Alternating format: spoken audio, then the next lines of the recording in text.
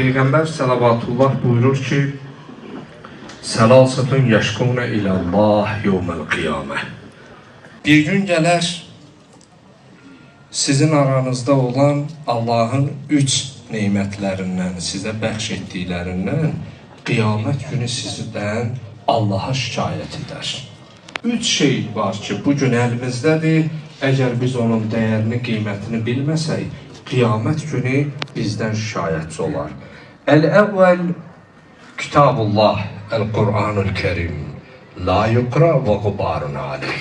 Əgər bir evdə Allahın səmavi kitabı Qur'an-ı Kerim ola, ev əhli onu oxumaya, toz basa, bağlı qala, qiyamət günü o evin əhlindən Qur'an şikayətçi olar. Allahım, məni insanlar oxusun, əməl etsin deyə nazil etdin, amma nə açan oldu, nə oxuyan oldu.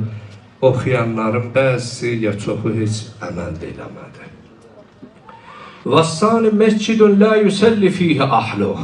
Əgər bir kənddə, bir qəsəbədə məscid ola, əgər o kəndin, qəsəbənin sakinləri gəlib məsciddə namaz qılmayalar, qiyamət günü o məscid, o kəndin, qəsəbənin sakinlərindən şikayətçi olar.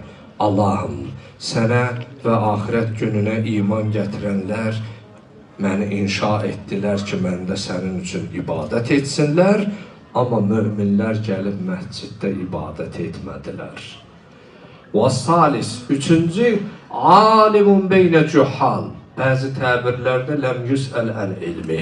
Əgər bir kənddə, bir qəsəbədə alim ola, elm əhli ola, insanlar öz məsələlərini, hökmlərini, istər əqidəvi, şəriət fərq eləməz, gedib ondan öyrənməz, xəbər almazlarsa, qiyamət günü o alimin elmi o kəndin, qəsəbənin sakinlərindən şikayətçi olar.